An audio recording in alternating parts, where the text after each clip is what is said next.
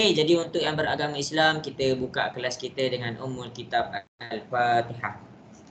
A'udzubillahi minasyaitonirrajim. Bismillahirrahmanirrahim. Alhamdulillahirabbil alamin. Arrahmanirrahim. Maliki yaumiddin. Iyyaka na'budu wa iyyaka nasta'in.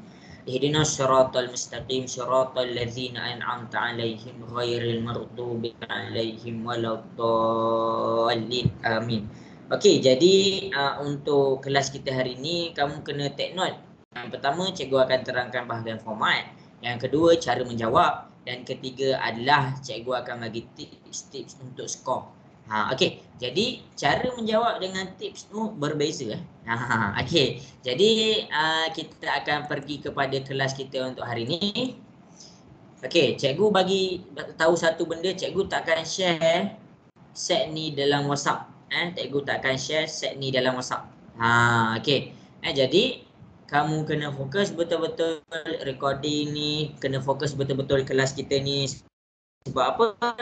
Sebab kalaulah dia masuk seperti yang cikgu tunjuk, kamu beruntung. Okey. Okey, jadi kita pertama sekali kita akan pergi kepada kita punya format. Salinlah apa yang cikgu tunjuk ni. Okey. UASA. Ujian akhir sesi akademik. Okey. Orang cakap matematik ni susah lah cikgu, matematik ni susah, matematik ni pening, matematik ni tak tahulah nak jawab macam mana. Cikgu faham benda tu. Cikgu faham bila orang cakap matematik ni susah. Sebab cikgu sendiri pun bila mengajar, cikgu nampak, maksudnya basic tu masa darjah 4, darjah 5, darjah 6 kena kukuhkan lagi. Tapi cikgu tak boleh terima bila orang cakap UASA tu susah. Cikgu tak boleh terima. Sebab apa? Sebab nak skor UASA ni senang. Cumanya kamu kena faham macam mana nak skor tu. Okey, kita pergi kepada soalan UASA. Yang pertama sekali, dia punya format. Format untuk UASA, dia ada 3 bahagian. Yang pertama, bahagian A. Cikgu teruskan pula yang kedua. Yang kedua, bahagian B. Yang ketiga, bahagian C. Ada 3 bahagian A, B, C. Bahagian A ni apa? Bahagian A adalah soalan objektif.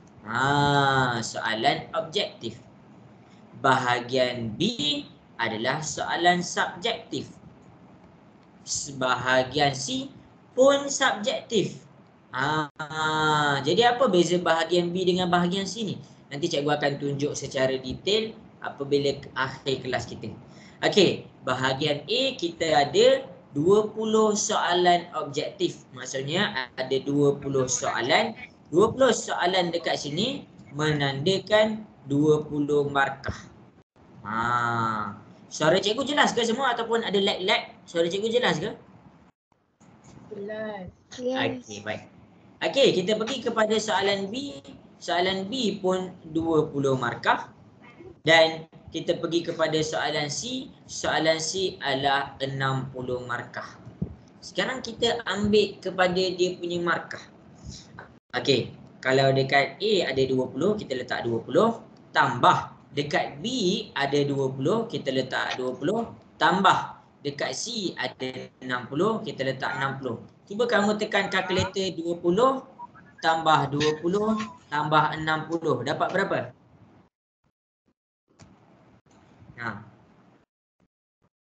Tekan kalkulator 20 tambah 20 tambah 60. Dapat berapa? 100. Okey, kita dapat 100. Kenapa cikgu tunjuk 100 ni? Cikgu nak kamu faham dalam UASA 100 markah 100 markah untuk 100%. Jadi apa yang kamu nak kena dapat kat sini?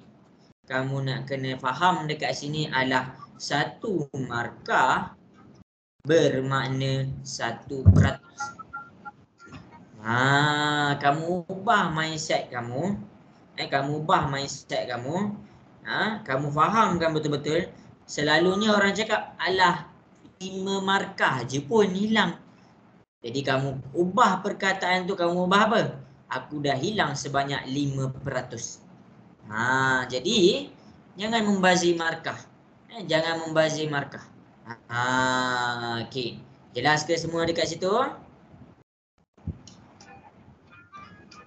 Jelas. Okey, baik. Ingat, 1 markah 1%. Kalau soalan tu ada 3 markah, maksudnya ada 3%. Ini dulu perkara pertama, cikgu nak kamu betulkan mindset kamu. Kamu nak lulus, maksudnya kamu bukannya nak kena dapatkan 100 markah ke 20, 30, 60 markah ke tak. Kalau kamu nak lulus, kamu kena ambil 40%. Okey, cikgu nak dengar suara lagi sekali. Jelas ke sampai sini? Jelas. Okey, habis dekat bahagian format, kita pergi kepada tahap kesukaran soalan. Tahap kesukaran soalan untuk UASA adalah 5 nisbah 3 nisbah 2. Apa ni cikgu? 5 dekat sini adalah soalan senang. 3 dekat sini adalah soalan sederhana. 2 dekat sini adalah soalan sukar. Kita panggil sukar ataupun susah. Jadi apa? Macam nak faham 5 nisbah 3 nisbah 2 ni? Kalau dia ada 100 markah, 100%, maksudnya soalan senang dalam UASA ada 50%. Soalan sederhana dalam UASA dia ada 30%. Soalan susah ataupun soalan sukar dalam UASA kita ada 20%. Jadi senang aja dah boleh untuk kamu dapat C. 50%. 50% tu soalan senang. Nak A ni macam mana? Susah ke nak A? Kalau kamu nak A, kamu tinggal skor semua soalan senang dan soalan sederhana. Kamu tak payah pandang pun soalan susah tu. Jadi 80% dekat situ. Tapi kita kat sini cikgu cakap daripada gagal nak ke lulus. Bila kita tengok senang dekat sini, maksudnya 50 markah datang daripada soalan senang. Kenapa kamu boleh gagal? Kenapa boleh gagal? Kenapa boleh tak boleh skor? Yang pertama adalah kamu tak tahu tentang format. Kamu tak tahu pasal format. Yang kedua, kamu tak tahu tentang teknik menjawab. Teknik menjawab salah. Dan yang ketiga adalah kamu tak faham tentang pengisian bab. Okey. Kenapa cikgu letak tak faham tentang pengisian ni nombor 3? Kenapa cikgu letak tak faham pengisian ni nombor 3? Sebab apa? Sebab kalau kamu faham format, kamu tahu teknik menjawab, kamu tak faham pengisian pun kamu boleh skor, kamu boleh dapat markah. Macam mana? Lepas ni cikgu akan tunjukkan. Jadi apa yang cikgu nak buka minda kamu pada pagi ni, pagi yang segar ni, pagi Sabtu ni, adalah kamu kena betulkan mindset kamu. UASA ni adalah senang. Kalau kamu cakap awal-awal lagi dah susah, maksudnya kamu dah block diri kamu. Kamu letakkan susahnya matematik. Matematik tu kalau kamu cakap matematik tu susah, cikgu terimalah. Tapi UASA jangan cakap susah. UASA ni senang. 50% markah untuk soalan senang. Okey. Jadi habis dah tentang format. Kita pergi pula kepada teknik menjawab. Boleh ke cikgu nak pergi kepada teknik menjawab? Alamak, tak dengar suara. Boleh ke? Boleh. Okey. Kita berbalik kepada teknik menjawab UASA. Kita ada bahagian A, bahagian B, bahagian C. Kalau bahagian A, semua orang dah tahu dah cara jawab. Bulatkan je antara A, B, C, D tu. Kan dia pilihan jawapan A, B, C, D. Tapi ramai yang tak tahu teknik menjawab untuk bahagian B dan C. Jadi untuk hari ni kita akan pergi kepada bahagian B. hari Isnin petang, cikgu pergi kepada bahagian C. Okey. Jadi kita akan pergi kepada bahagian B. Ingat set ni cikgu tak bagi dalam grup. Yang dalam grup tu set lain tapi bagus juga. Okey, ini adalah lagi satu set.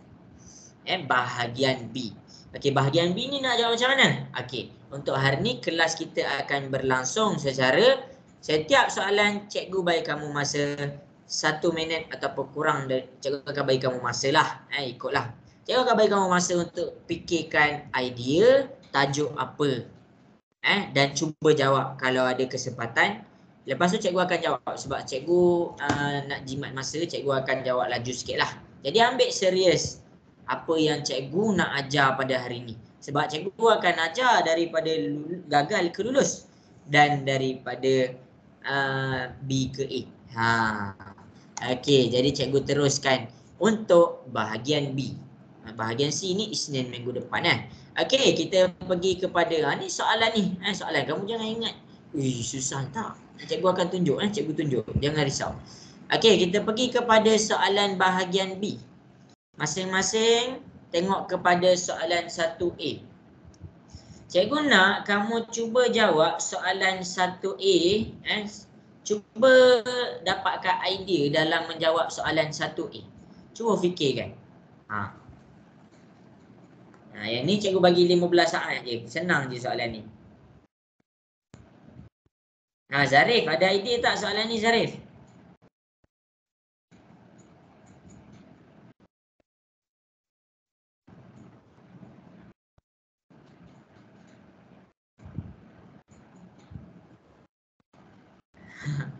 Saleha, rasa-rasa soalan ni positif ke negatif?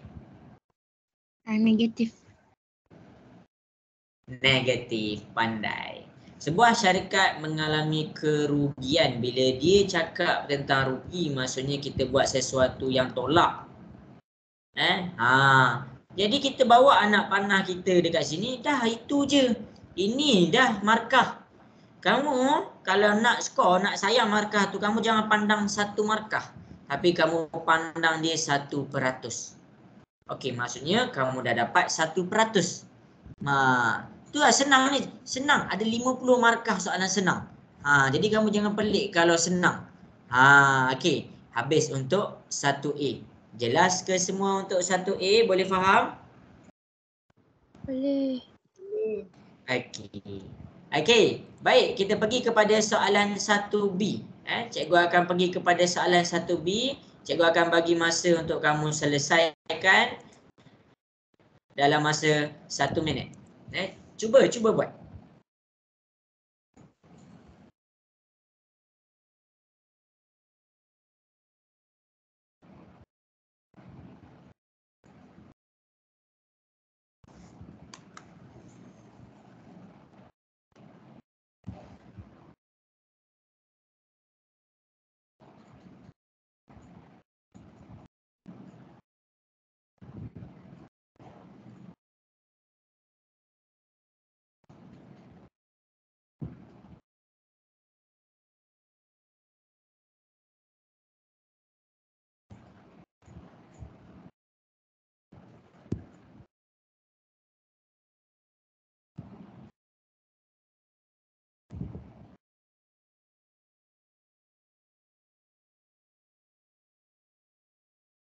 Okey.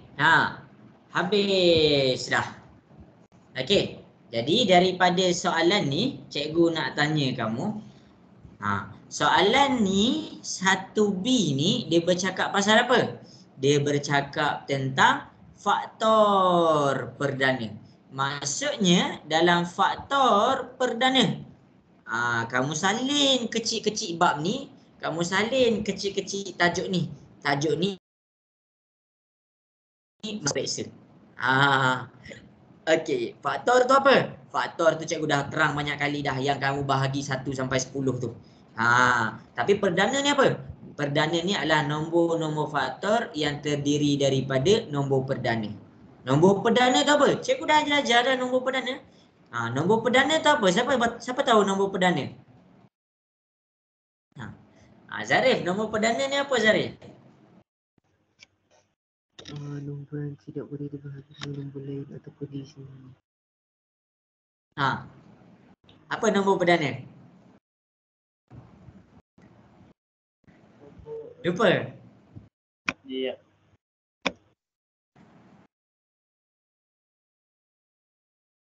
Okey. Salihah, cikgu nak tanya Salihah. Apa nombor perdana Salihah? Nombor yang boleh bagi dengan diri sendiri. Okey, bagus. Nombor yang boleh dibahagikan dengan satu dan boleh dibahagikan dengan diri sendiri. Itu sahaja. Jadi kita tengok 21. 21 ni nombor perdana tak? Cikgu nak soal kamu. 21 ni nombor perdana tak? Ya. Nombor 21 ni bukan nombor perdana. Kenapa? Sebab 21 dia boleh dibahagikan dengan 3. Dia bahagi 3, dia dapat 7. Jadi dia boleh dibahagikan dengan nombor lain. Kalau nombor perdana dia boleh bahagi dengan 1 dengan sendiri je. Tapi dekat sini 21 ni boleh dibahagikan dengan nombor lain. Jadi bila dia boleh bahagikan dengan nombor lain, 21 bukan nombor perdana. Jadi 21 ni apa? 21 bukan nombor perdana. Dia kata faktor perdana. Jadi dekat sini bila kita dah cek 21 tu bukan nombor perdana, kita tulislah dia palsu. Jadi ini 1%. Habis dekat situ. Maksudnya kamu kena cek balik maklumat sebelum kamu masuk exam. Kamu kena buka balik malam ni ke bila-bila ke apa tu faktor. Lepas tu kamu buka balik apa tu perdana. Habis kat situ.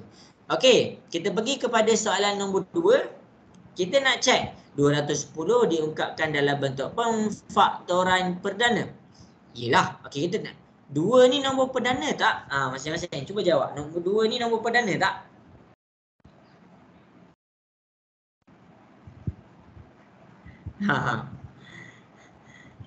Salihah, rasa-rasa 2 tu nombor perdana tak? Ya. Ya, pandai. 2 adalah nombor perdana. 3 ni nombor perdana. 5 ni nombor perdana. 7 ni nombor perdana. Kamu boleh cek 2, 3, 5, 7 ni. Dia tak boleh dengan bahagi apa-apa nombor. Kalau bahagi dengan apa-apa nombor lain, dia akan dapat perpuluhan. Jadi 2, 3, 5, 7 hanya boleh dibahagikan dengan 1 dan nombor dia sendiri sahaja. Jadi kita cek lah. Macam nak cek 210. Kita tekanlah kalkulator ni 2 darab ni 3 darab ni 5 darab 7. 2 darab 3 darab 5 darab 7 dapat berapa?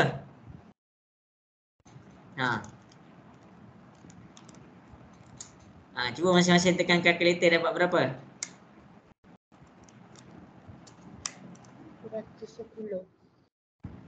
Ya, kita dapat 210. Jawapan dah ada dah dekat situ, 210. Jadi kamu cakaplah dia benar. Daripada ni 2, 3, 5, 7 kita dah cek dia nombor perdana. Kita darab lah 2 darab 3 darab 5 darab 7. Kita dapat 210. Jadi jawapan dia benar 1%.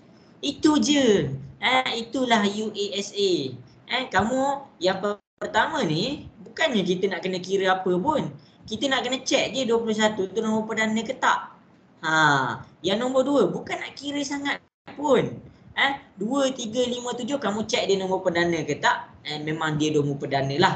Lepas tu darab, dia dah bagi tahu dah darab 2, 3, 5, 7 dapat tak 210. Itu maksud dia. Itu je. Jadi kamu tak perlu nak tunjuk jalan kerja pun. Kamu tulislah palsu dengan benar. Jelas ke sampai 1B ni? Boleh faham semua? Boleh. Okey. Baik, ingat yang ni masuk periksa. Mana masuk periksa? Faktor perdana. Tulis kecil-kecil. Bab yang cikgu cakap tulis kecil-kecil dan study balik. Study balik. Sebelum masuk exam pastikan kamu dah study balik bab tu. Okey, kita pergi kepada soalan 1C. Kita pergi kepada soalan 1C.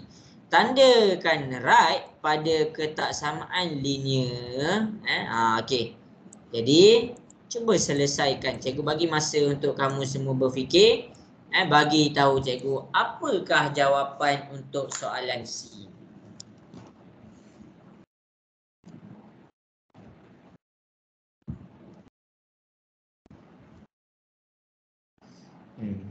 Okey, cikgu bagi masa cuba fikir apakah jawapan dia.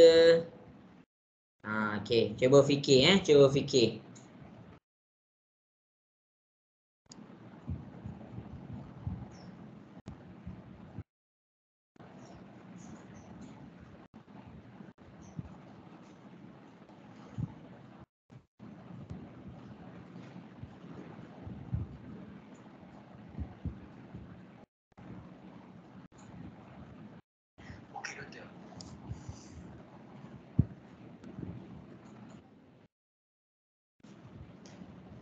Nombor 3. Okey.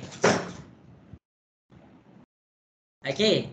Jadi kita pergi kepada soalan C. Bagi tahu cikgu kat WhatsApp pun boleh Okey. Jadi soalan C, tandakan right pada ketaksamaan linear yang mewakili situasi di bawah dalam petak yang disediakan. Bilangan penumpang ni situasi kita bilangan penumpang N yang boleh dimuatkan dalam sebuah bas adalah tak lebih daripada 40 orang. Tak lebih daripada 40 orang. Jadi N, okey, dia adalah tentang ketaksamaan linear. Jadi apa yang kamu kena faham? Kamu tulis kecil-kecil yang kamu kena adalah tentang simbol ketaksamaan. Soalan ni adalah soalan yang senang. Sebab apa? Kamu kenal tak simbol ketaksamaan? Itu je dia tanya. Dia tak suruh kamu kira pun. Dia tanya kamu kenal tak? Kalau kamu kenal, kamu boleh jawab. Kalau tak kenal, sila study balik. Yang ni cikgu dah ada ajar. Berapa jenis simbol ketaksamaan? Berapa ada?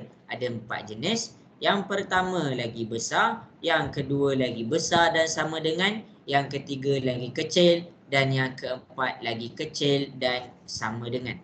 Okey. Jadi macam mana? Bila cikgu cakap N lagi besar daripada 40, maksudnya nilai N adalah benda sesuatu yang lagi besar daripada 40. Jadi 41, 42 dan seterusnya. Okey. Kalau cikgu cakap N lagi besar dan sama dengan 40, maksudnya N tu dia mula dengan 40. 40, 41, 42. Jadi perbezaan dia kat sini ada 40, kat sini tak ada 40. Kita kenal ketak tu je. Kenapa cikgu buat dia lagi besar? Sebab ini adalah simbol lagi besar. Okey, kalau cikgu cakap N lagi kecil daripada 40, maksudnya N tu mesti lagi kurang daripada 40. Dia mula dengan 39, 38 dan seterusnya. Okey, kalau cikgu cakap N lagi kecil daripada 40 dan sama dengan, maksudnya N makin kecil, 40, 39, 38 dan ke bawah. Jadi kamu tak perlu mengira pun soalan ni.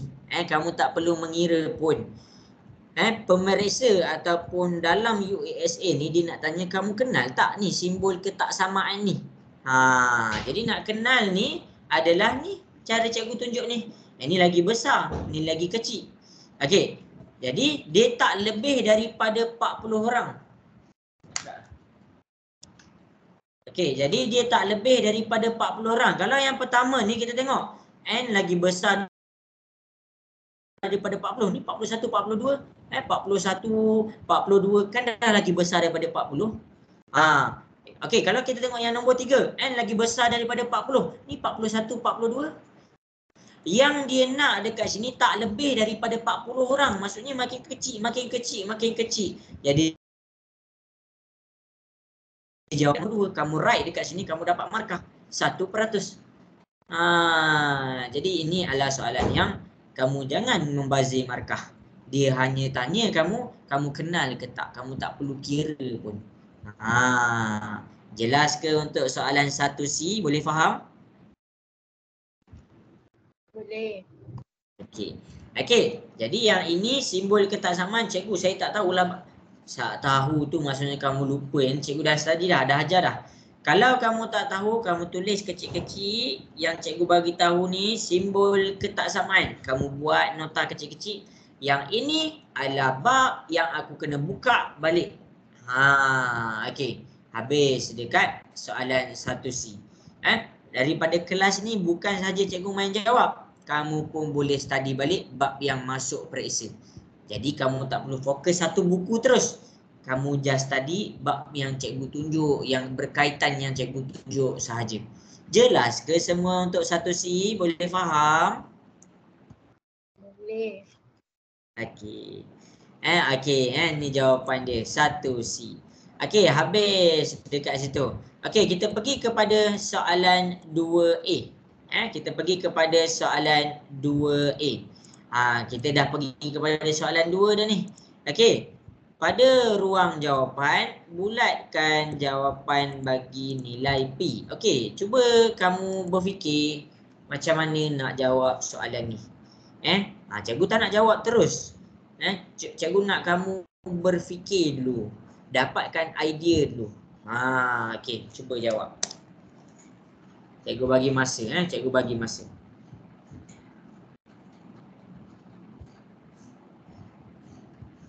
Kalau siapa nak share jawapan dekat WhatsApp boleh share. Boleh cikgu komen.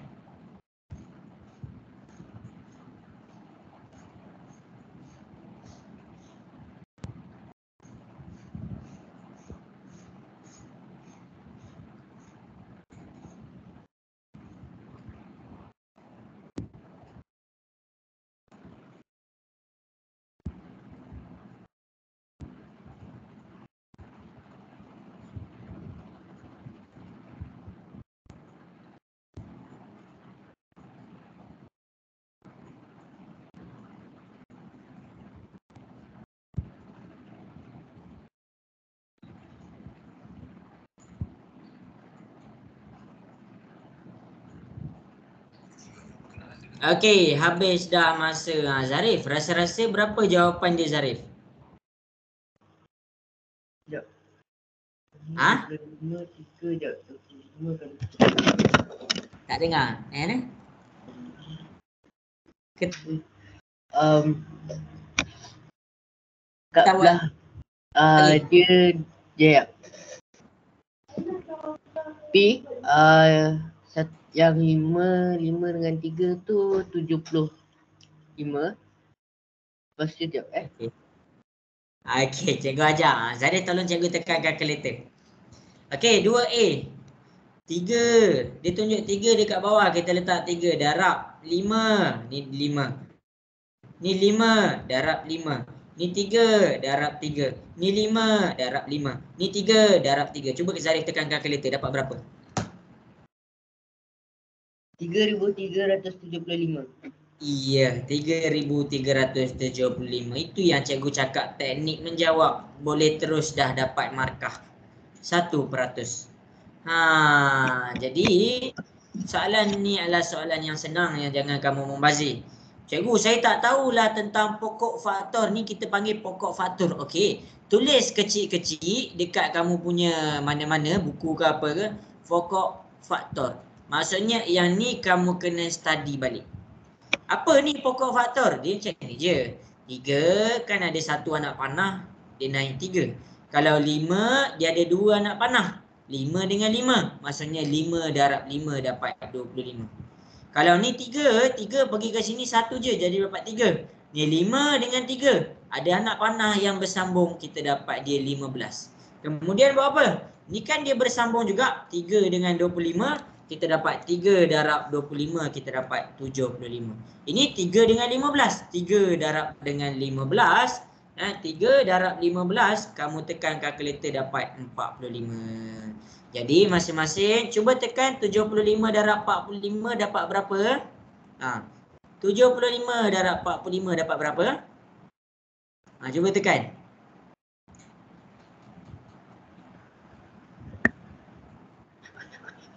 Siapa-siapa?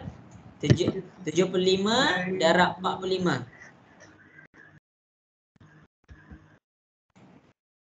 Sama saja. Apa? Sama je. 3,375. Kita akan dapat jawapan yang sama. Cumanya yang ini dia tunjuk dalam keadaan pokok. Ni nama dia pokok. Okey, jadi ini adalah teknik menjawab. Soalan bahagian B, kamu tak perlu pun nak isi yang dalam kurungan ni. Dalam kotak ni kalau kamu isi tak ada markah lebih pun. Kamu takkan dapat extra mark pun. Jadi yang bahagian B yang menentukan tu betul ke tak kat mana kamu bulatkan. Kalau kamu buat 3 darab 5 darab 5 darab 3 darab 5 darab 3 ni kamu tunjuk 3375. Tapi kamu dah dapat dah. Tapi kamu tak bulatkan dekat sini, kamu tak layak dapat markah. Ini yang cikgu tengah highlight. Cikgu tengah highlight tentang format. Jelas ke semua? Boleh faham 2A? Boleh. Okey, habis untuk soalan 2A. Okey, kita pergi pula kepada soalan yang berikutnya adalah 2B. Kita pergi kepada soalan 2B. Okey, jadi kita nak jawab soalan-soalan 2B. Cikgu akan bagi kamu masa untuk berfikir. Ini soalannya adalah soalan senang. Ini adalah soalan senang. Kalau kamu rasa tak dapat jawab, maksudnya kamu ambil tajuk dia, kamu study balik. Maksudnya apa? Maksudnya dekat sini dia kata tentang nisbah setara. Kamu tulis kecil-kecil nisbah setara. Kamu study balik apa tu nisbah setara, macam mana nak selesaikan. Kenal je apa tu nisbah setara, kamu dah boleh jawab. Okey, cikgu bagi masa 1 minit untuk kamu berfikir, cuba cari idea macam mana nak selesaikan soalan 1B.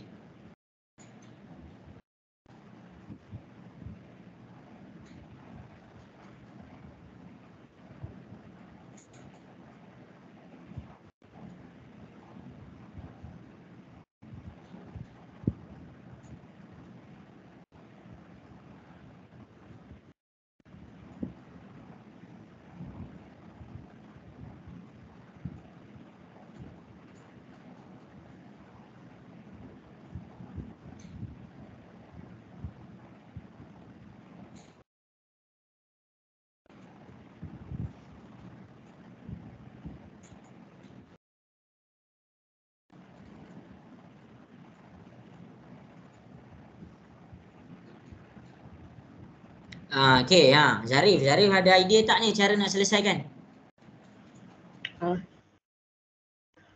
Sekejap. Jangan tanya Salihah. Salihah ada idea tak macam nak selesaikan Salihah? Ada. Saya dah ada dah. Ada. Okey, cikgu ajar. Senang je, soalan ni senang je. Cikgu tunjuk Okey. Kamu kena faham satu benda cikgu bagi tahu daripada awal tadi, soalan ni masuk periksa. Soalan ni masuk periksa. Kamu boleh masuk sebiji ataupun soalan tu ubah sikit je. Okey, jadi kita fokus kepada soalan kita. Kita ada 8. 1 2 3 4 5 6 7 8. Kita dapatkan dia punya pecahan. Pecahan kita adalah 8. Kita cari berapa dia lorekkan.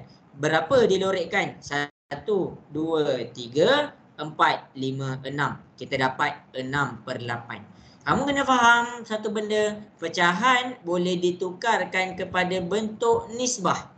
Macam mana nak tukarkan kepada bentuk nisbah? Nombor atas jadi nombor pertama, 6. Nisbah, nombor kedua jadi nombor yang seterusnya, 6 nisbah 8. Ini adalah nisbah kita untuk bentuk ni, untuk situasi ni. Jadi sekarang kita nak cari nisbah setara. Tak ada masalah, senang je. 6/8 kita boleh kecilkan. 6 boleh bahagi 2, 8 boleh bahagi 2. 6 bahagi 2, kita tekan kalkulator, kita dapat 3. 8 bahagi 2, kita tekan kalkulator, kita dapat 4. Tukarkan kepada nisbah 3. 3 nisbah 4. Ada tak? Ada 3 nisbah 4. Buat satu garisan, terus kamu dapat markah 1%. Ni soalan senang. Jangan membazir. Okey. Lepas tu cikgu nak terang tentang format. Kalau dia kata, kalau kamu tengok ada berapa markah? Ada 2 markah. Maksudnya kamu jangan buat satu garisan je. Kalau dia kata ada 2 markah, maksudnya ada 2 garisan. Kalau dia kata ada 3 markah, maksudnya ada 3 garisan. Kalau dia kata ada 4 markah, maksudnya ada 4 garisan. Jadi sekarang dia ada 2 markah. Kamu kena cari lagi 1 garisan. Ini ramai orang cuai. Dia ingat 1 garisan tu 2 markah. Jangan buat kesalahan macam tu. Macam mana kita nak buat soalan seterusnya? Tadi kita kecilkan, sekarang kita besarkan. 6 darab 2, 8 darab 2. 6 darab 2 dapat 12. 8 darab 2, cikgu nak dengar suara. 8 darab 2 dapat berapa? 16. 16. Tukarkan kepada nisbah nombor atas nombor pertama.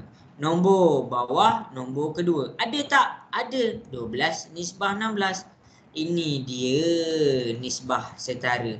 Cikgu tak sempatlah nak ajar kamu nisbah setara. Okey. Jadi yang ini, kalau siapa-siapa tak tahu yang cikgu tunjuk kat depan ni, maksudnya kamu kena study balik. Kamu buat bintang, kamu tulis kat mana-mana. Yang ni masuk periksa, awak kena study balik. Cikgu tak cakap study terus satu bab. Tak, cikgu tak cakap study terus satu bab. Kamu buka bab 4. Bab 4 tu adalah kadar-kadaran dan nisbah lah. Nisbah kadar-kadaran.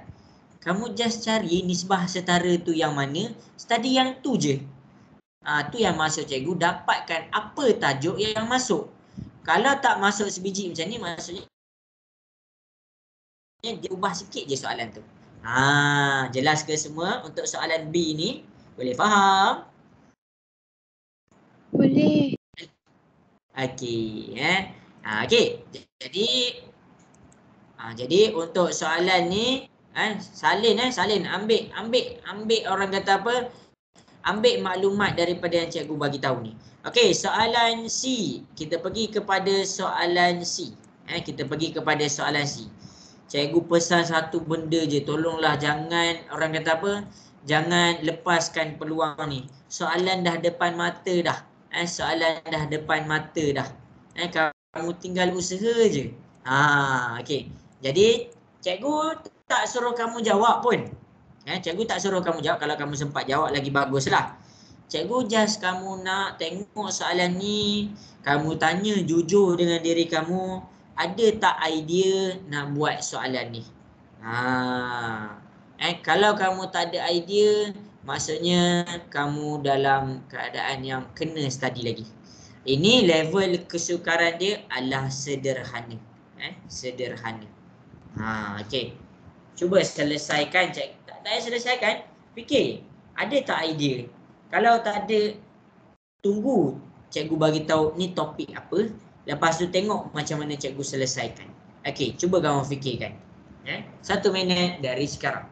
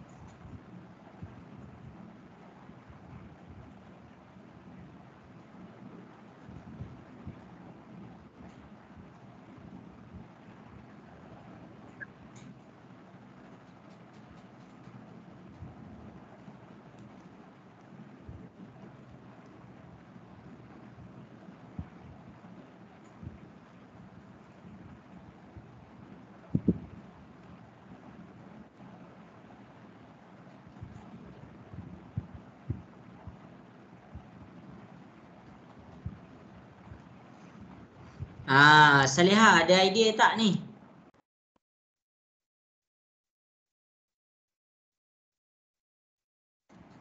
Saleha ada idea ke? Tak. Tak, okey. Okey, kalau tak ada idea, tengok apa yang cikgu cuba sampaikan, yang cikgu cuba bagi tahu. Okey. Yang pertama sekali, ini adalah tajuk bab yang terakhir, bab 13. Dia teorem Pythagoras. teorem Pythagoras. Okey. Jadi sekarang apa yang kamu kena buat? Kamu kena buka balik bahagian teorem Pythagoras. Senang je. Tolong buka. Kalau kamu tak tahu apa-apa, kamu tanya cikgu, WhatsApp je cikgu.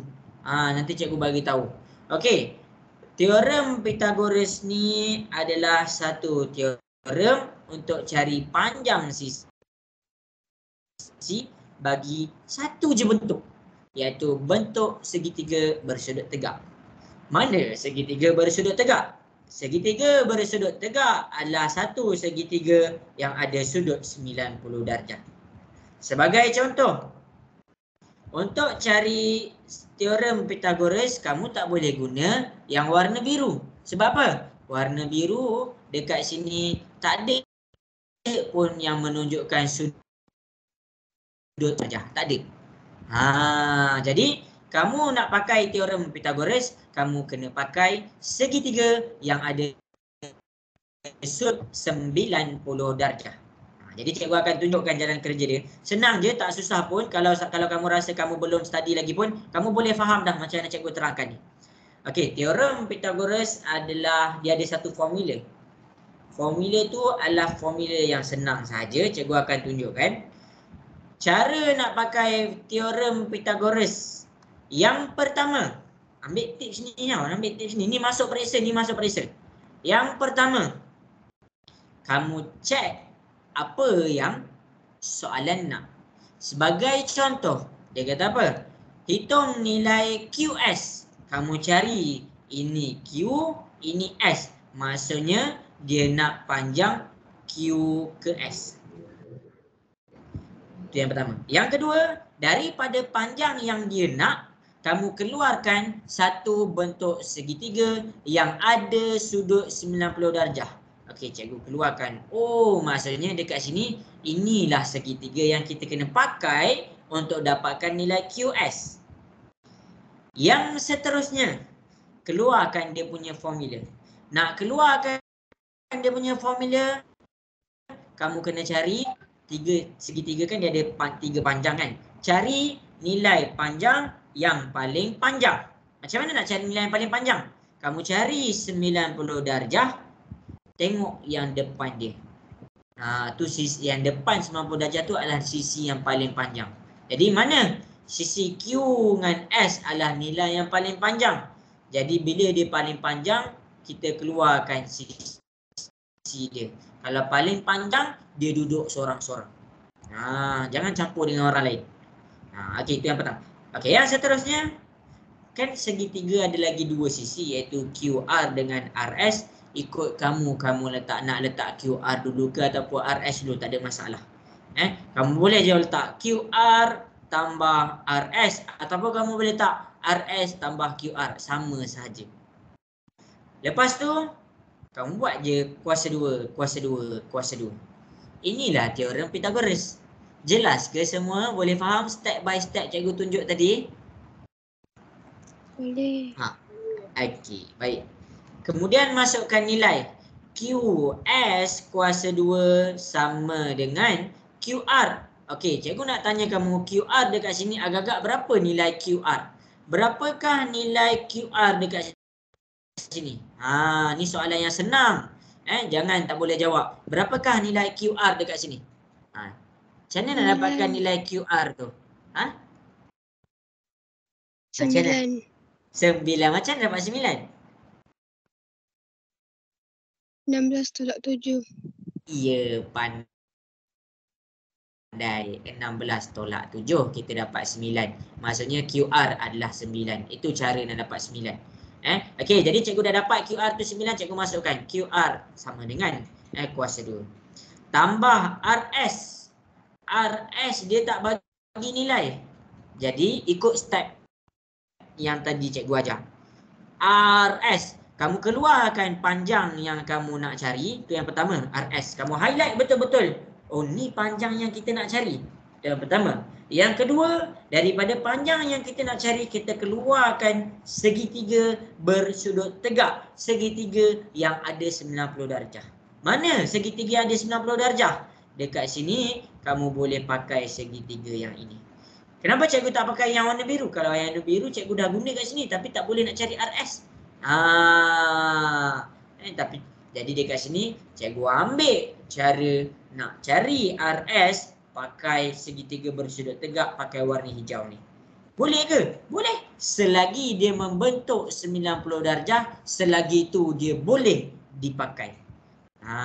Jelas semua? Boleh faham? Boleh. Okey. Jadi cikgu teruskan kepada yang berikutnya. Keluarkan teorem Pythagoras dia. Cara nak keluarkan, tengok betul-betul. Cari panjang sisi yang paling panjang. Macam mana nak cari yang paling panjang? Kamu tengok sudut 90 darjah. Ni petak ni sudut 90 darjah. Yang duduk depan 90 darjah lah panjang yang paling panjang. Jadi panjang dia berapa? 20. Dia dah bagi nilai. Tulis 20. Kan dia yang paling panjang. Jadi jangan campur dengan orang lain. Bagi dia duduk seorang-seorang.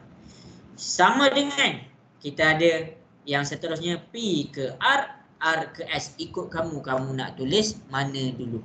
Okey, kat sini cikgu ambil PR 16. Ambil 16 tambah RS, RS. Lepas tu kuasa 2, kuasa 2, kuasa 2. Inilah teorem Pythagoras. Jadi, apa perbezaan yang warna biru dengan warna hijau? Warna biru ada 2 nilai yang kita tak tahu. Tapi warna hijau ada 1 nilai yang kita dah tak tahu.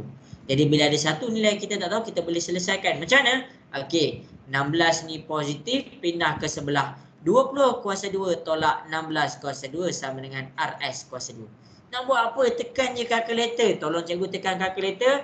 20 kuasa 2 tolak 16 kuasa 2. Masing-masing tekan. Dapat berapa? Dapat berapa?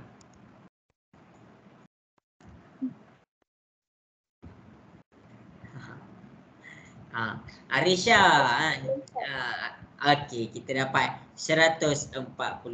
Kemudian kalau kuasa 2 tu pindah Kuasa 2 pindah ke sebelah dia jadi punca kuasa 2. Sekarang tekan pula punca kuasa 2 144. Dapat berapa jawapan dia?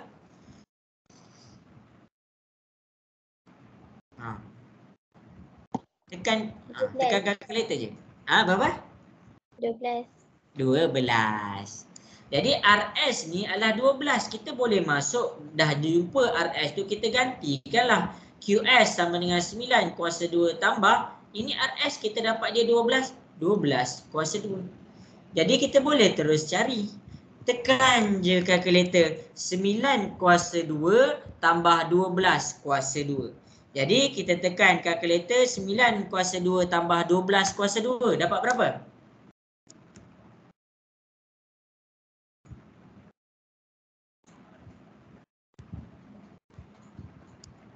Dapat berapa?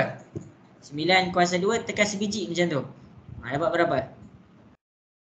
225. Ya, 225. Ini kuasa 2 pindah ke sebelah dia jadi punca kuasa. Okey, tekan punca kuasa 225. Dapat berapa?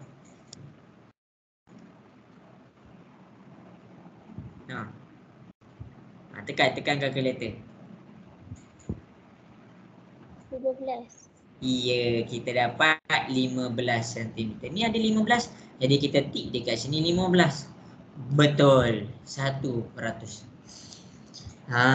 Itulah cikgu bagi tahu. Cikgu, saya kat sekolah tak belajar pun pasal ni. Maksudnya kamu kena buka balik. Ini adalah teorem Pythagoras. Sebenarnya kalau kamu faham apa yang cikgu cuba terangkan tadi, kamu dah boleh nampak dah semua. Cikgu ajar tadi step by step. Rakaman disediakan, jangan risau. Rakaman disediakan. Okey, habis untuk soalan ni. Jelas ke semua? Cikgu nak tanya ni, jelas ke? Boleh faham? Boleh. Okey. Ini masuk periksa. Cikgu terus terang terus, cikgu direct terus masuk periksa. Tak tahu study.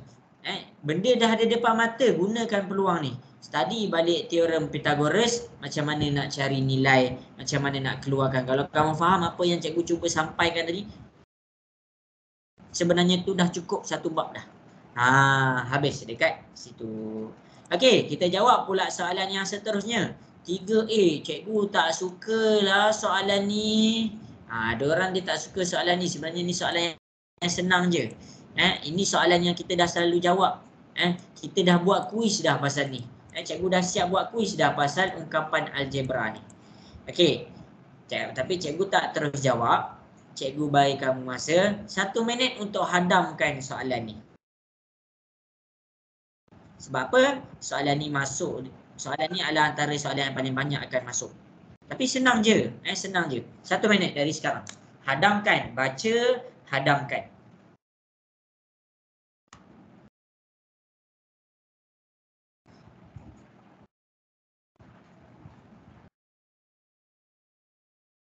Hadamkan, baca. Tak tahulah cikgu macam mana nak selesaikan. Itu cikgu punya kerja. Cikgu akan ajar kamu macam mana nak selesaikan. Okey. 11-2 minit cikgu terus mulakan perbincangan kita.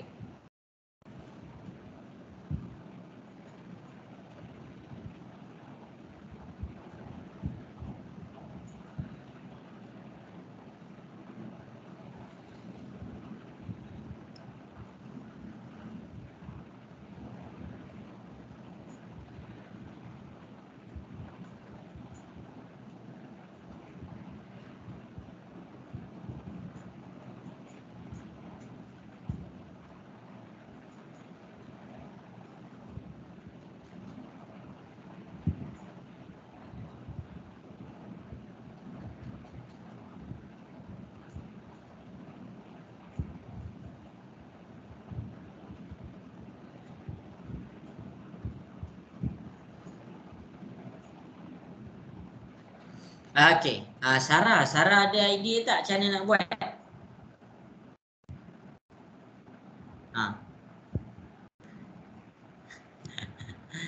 Nias Arisha, Nias ada idea tak macam nak selesaikan soalan 3A ni? Tak ada. Okey, maksudnya masing-masing kena study balik. Nak study macam mana? Okey, cikgu bagi nota ni salin kemas-kemas. Okey. Okey, dalam algebra, dia ada penambahan dan penolakan untuk algebra. Jadi, dia terbahagi kepada dua.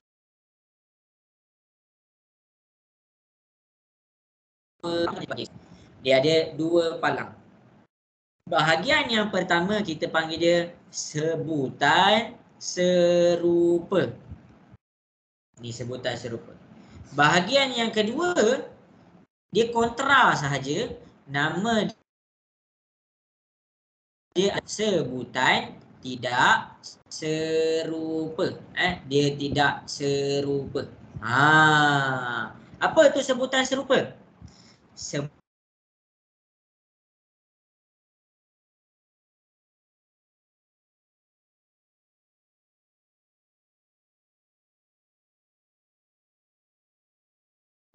serupa adalah apa keadaan yang cikgu akan tunjuk yang ada tidak sama. Tadi sama, sekarang tak sama. Okey, habis dekat sini. Okey, cikgu teruskan. Contoh pula.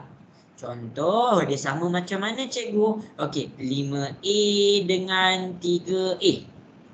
Sama apa? Dia mempunyai huruf yang sama. Dia ada huruf sama. Tak sama ni macam mana? 5A dengan 3B. Jadi dekat sini tak sama daripada segi huruf, tak sama. Okey, cikgu stop sampai sini. Sampai sini jelas ke? Sampai sini boleh faham?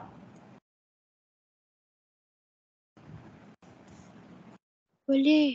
Faham. Okey, baik. Jangan risau cikgu. Salin tahu Salin. Okey, kalau cikgu cakap keadaan yang sama, dia boleh tambah dan dia boleh tolak. Macam mana? 5A tambah 3A. Kamu ambil je nombor dia 5 tambah 3 dapat 8A. Itu tambah. Tolak boleh? Boleh. 5A tolak 3A. Ambil 5 tolak 3 kita akan dapat 2A. Ingat bila keadaan dia sama, dia boleh tambah dan dia boleh tolak. Tapi kalau keadaan dia tak sama macam mana?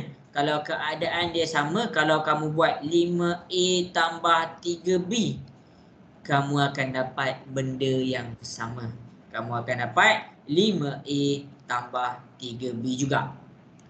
Kalau cikgu cakap tolak 5A tolak 3B, kamu akan dapat jawapan yang sama, 5A tolak 3B juga. Kenapa? Sebab bila sebutan dia tak serupa, dia tak boleh tambah dan dia tak boleh ditolakkan.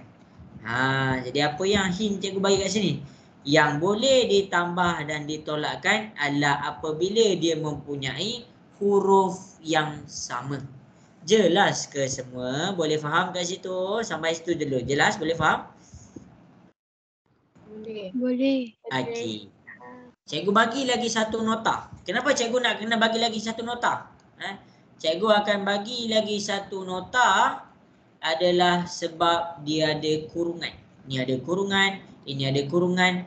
Apa maksud kurungan ni? Cikgu nak tanya kamu, apa maksud kurungan? Siapa tahu?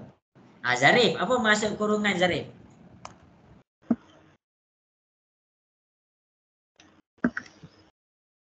Kurungan, sekejap, bagi ingat balik sekejap.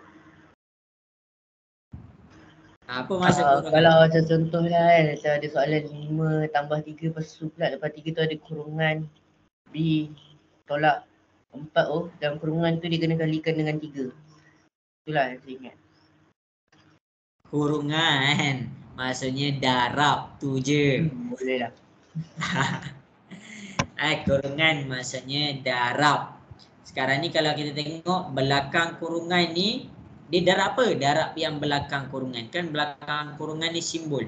Cikgu akan bagi kamu nota pula kalau kurungan darab kurungan. Contoh, tambah darab tambah. Hasil dia akan dapat tambah. Negatif darab negatif. Hasil dia akan dapat positif. Tambah. Okey, kalau dia lain, satu positif darab satu lagi negatif, hasil dia akan dapat negatif. Kalau dia terbalik, sini negatif, sini positif, hasil dia akan dapat negatif. Jadi apa yang cikgu cuba sampaikan, bila simbol dia sama. Apa maksud sama ni? Sama dekat sini, tambah dengan tambah, tolak dengan tolak. Maksudnya hasil positif. Ni salin tahu semua. Kalau simbol dia lain, satu tambah, satu tolak, satu tolak, satu tambah, dia lain, hasil dia akan dapat negatif. Okey. Ini ambil gambar ke, salin kemas-kemas ke. Salihah sempat salin tak ni? Sempat. Sempat.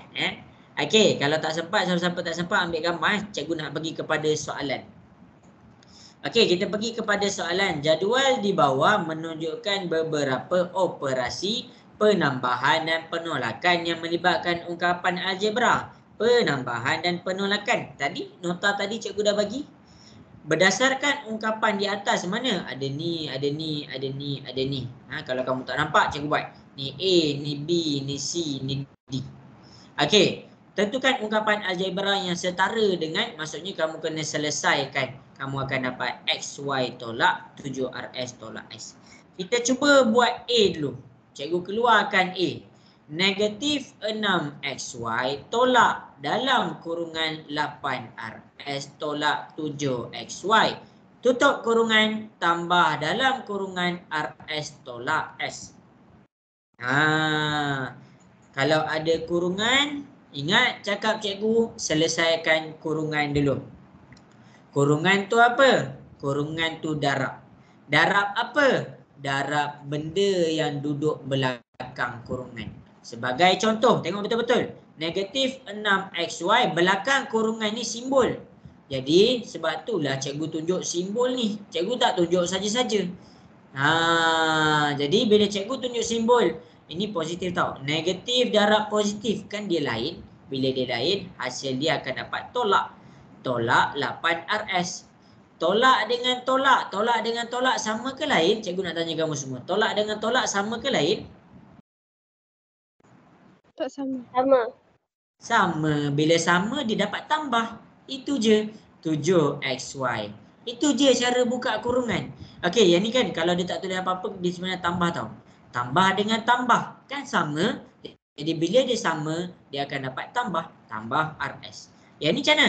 Ni tambah, ni tolak. Kan lain. Tambah dengan tolak. Lain. Kita dapat, ya betul. Kita dapat tolak S. Lepas selesai dah kurungan. Itu je. Simbol sama dapat tambah. Simbol lain dapat tolak. Selesai. Zarif okey, jelas boleh faham Zarif? Okey, sekarang kita nak selesaikan lagi, kita cari sebutan serupa.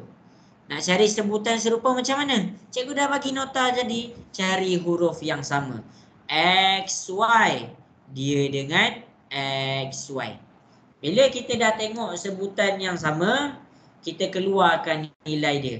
6 ni simbol belakang dia negatif, maksudnya dia negatif 6. 7 ni simbol belakang dia positif, maksudnya dia positif 7. Tekan je lah kalkulator. Negatif 6, positif 7. Cuba tekan kalkulator, dapat berapa?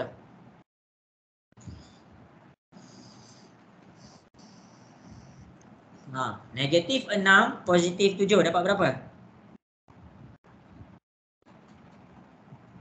1. 1. Jadi dapat 1, ini ada XY, ini ada XY. 1 XY. Selesai. Itu je. So, kemudian cari pula huruf yang lain. RS. 8 RS dengan RS. Okey, 8 ni tengok. Simbol belakang 8 ni tolak. Jadi kita keluarkan tolak 8. RS ni tak ada pun nombor. Sebenarnya dia ada nombor 1. Tengok belakang dia. Tambah 1. Cuba tekan kalkulator. Tolak 8 tambah 1 dapat berapa? Negatif 7. Ya, kita dapat negatif 7. Jadi dekat sini ambil negatif 7. Sini ada RS. Sini ada RS. Kita tulislah RS. Ini tak ada apa-apa. Dia tak ada kawan. Jadi kita salin balik. Bila kita dah dapat ungkapan setara yang dimasukkan dekat sini, jawapan dia sama tak dengan ni? Itu yang kamu kena check. Jadi bila sama, kamu jangan salin jawapan ni. Kamu salin yang dekat A ni, yang atas ni. Salin sebiji macam dekat atas. Negatif 6XY tolak dalam kurungan 8RS tolak 7XY tambah RS tolak dengan S. Itu sahaja 1%. Jadi mana yang penting? Ni yang penting. Ni nota cikgu bagi ni penting. Ini masuk juga dekat soalan objektif. Jadi salin betul-betul. Jelas ke semua? Boleh faham? Cikgu tunjuk ni. Boleh, jelas.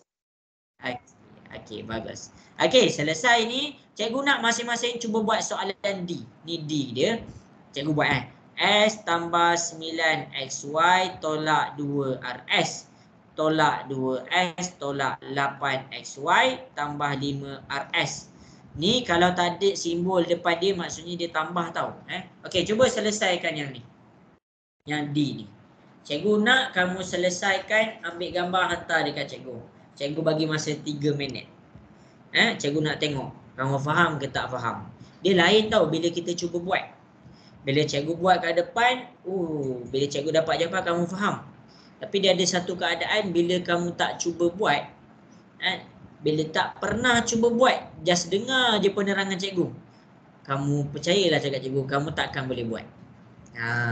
Cikgu jujur, cikgu terus terang terus. Kamu takkan boleh buat. Sebab apa? Sebab kamu tak pernah buat. Jadi tak kisahlah kalau orang tu terang sebanyak 1000 kali pun, tapi kamu tak pernah cuba buat, kamu takkan boleh buat. Kamu takkan boleh buat. Contohlah orang cakap berlari kan. Cuba nak berlari ni, tangan kena macam ni, kaki kena macam ni, dada kena macam ni, nafas kena macam ni. Okey. Kamu dengar je 1000 kalilah kamu dengar. Tangan kita kena lari, kena potong angin. Kaki kita kena bersilang macam tu. Kita kena hayun tangan kita. Nak berlari. Tiup whistle, berlari. Cuba kamu tak pernah buat. Ada satu masa kamu nak buat, nak lumba lari. Orang tanya, kamu pernah lumba lari tak? Tak pernah. Tapi saya banyak kali dengar orang cakap, macam mana lumba lari? percayalah hasil dia akan teruk. Sebab tu apa? Tu adalah first time kamu nak buat. Macam tu juga matematik. Macam tu juga lah hidup kita. Okey. Cuba buat dah hantar kat cikgu. Zarif, dah cuba belum Zarif?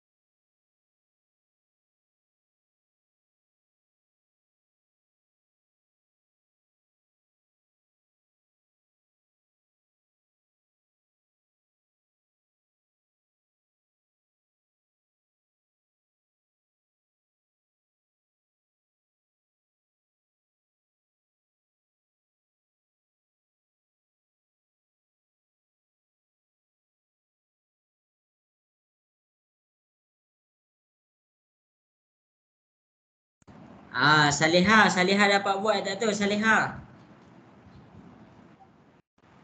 Dapat. Okey. Okey, bagus. Yang ini masuk periksa cikgu memang direct je cikgu cakap. Mana masuk periksa. Kalaulah soalan tu diubah huruf lain pun kamu faham konsep nak buat tu, benda tu kamu boleh selesaikan.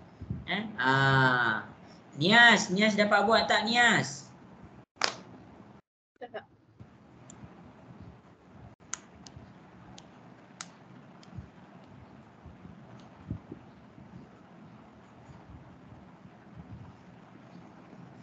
Zarif dapat buat tak tu Zarif?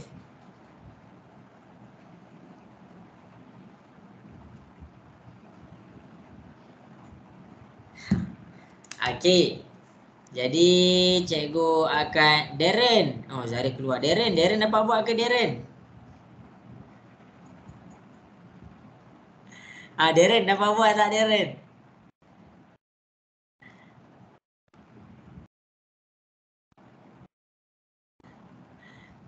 Darren dapat buat tak soalan ni Darren? Dapat. Okey, jadi cikgu akan tunjukkanlah. Yang pertama sekali kalau ada kurungan kita buka kurungan. Ini S ni belakang dia tambah. Tambah dengan tambah kan simbol dia kan sama. Jadi sama macam cikgu cakap. Cikgu dah bagi nota tadi. Kalau sama dia tambah. Kalau sama dia tambah. Ni kan sama. Jadi kita dapat tambah S. Ni tambah dengan tambah kan sama. Tambah 9XY. Ni tambah dengan tolak. Tambah dengan tolak kan lain. Satu tambah, satu tolak. Jadi bila lain kita dapat tolak. Tolak 2RS. Ini tolak 2S ni nak apa? Ni tolak ni kamu jangan salah faham. Tolak ni milik 2S. Jadi salin balik tolak 2S. 8XY. Tak nampak apa simbol dia. Kalau tak nampak dia tambah. Tolak dengan tambah kan lain. Bila lain dia tolak. Tolak 8XY. Tolak dengan tambah. Tambah 5RS ni. Kan lain. Tolak 1 tambah 1. Jadi kita dapat tolak 5RS. Selesai. Buka kurungan. Lepas kita buka kurungan, cari sebutan serupa. Macam mana? Cari huruf sama. Okey. Jadi dekat sini cikgu cari 9XY dengan 8XY. Lepas dah jumpa, keluarkan nilai. 9 ni positif. Positif 9. 8. 8 ni belakang dia kan tolak. Maksudnya dia negatif 8. 9 tolak 8. Dapat berapa semua 9 tolak 8?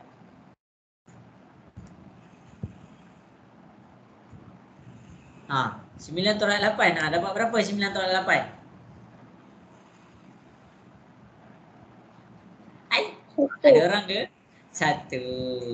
Ni XY, ini XY. Jadi 1 XY. Kemudian kita buat pula RS. Ni RS, ini RS. Kita keluarkan nilai dia. 2 ni negatif.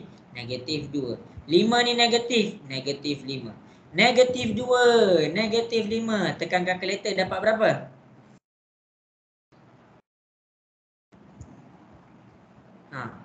Tekan, ambil je ni. Kamu tekan je sebiji. Tekan kalkulator macam ni. Negatif 2, negatif 5. Cuba tekan. Dapat berapa?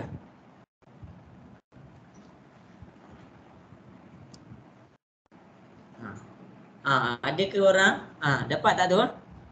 Negatif 7. Ya, negatif 7. Ini ada RS, ini ada RS.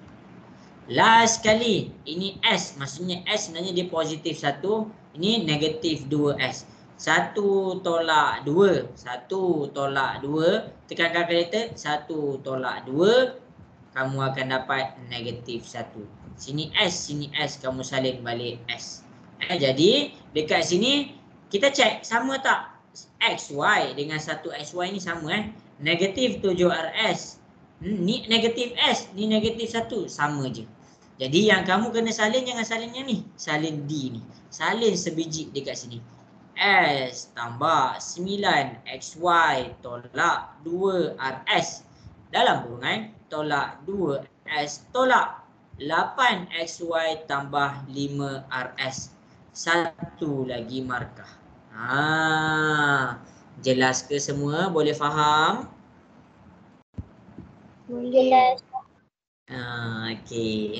Ni salin. Jalan kerja yang cikgu buat ni salin. Tengok balik rakaman nanti. Rakaman ada. Nanti kalau masuk sebiji, senanglah kamu tengok balik. Kalau tak masuk sebiji pun, kamu dah tahu dah cara nak selesaikan. Buka kurungan, cari huruf sama, keluarkan nilai, selesaikan. Itu je. Buka kurungan, cari huruf sama, keluarkan nilai, selesaikan. Cikgu buka kurungan, cikgu cari huruf sama, cikgu keluarkan nilai, cikgu tekan kalkulator terus dapat. Itu je. Jangan rasa susah. Jangan rasa susah. Habis. Siapa yang rasa susah soalan ni, nanti dia akan keep rasa susah. Sebab apa? Sebab soalan macam ni kamu akan jumpa sampai form 5. Sampai bila kamu nak cakap soalan macam ni susah? Kalau kamu cakap soalan macam ni susah, maksudnya sampai form 5 kamu akan cakap susah. Sampai form 5 kamu tak susah nak skor. Jadi cakap daripada form 1 soalan ni adalah soalan yang senang. Ni nota dia mana? Ni je nota dia, tak bertambah, tak berkurang. Okey, cikgu harap jelas dah. Itu adalah soalan 3A. Sekarang kita pergi kepada 3B. Kamu dengan cikgu ada masa setengah jam je lagi, tak lama pun. Okey, jadi kita tengok kepada soalan 3B. Kita tengok kepada soalan 3B. Okey, kejap. Okey, daripada soalan 3B ni, cikgu nak kamu cari idea. Kalau kamu tak ada idea tu, maksudnya kamu dalam, orang kata apa, dalam risaukanlah nak masuk exam. Tapi tak apa, sekurang-kurangnya kita ada masa. Ni cikgu tunjuk. Ni pasal apa? Ni kan pasal plot titik. Study balik tentang plot titik. Study balik tentang apa tu plot titik. Study balik apa tu plot titik. Okey, cikgu bagi masa 1 minit untuk masing-masing cuba selesaikan.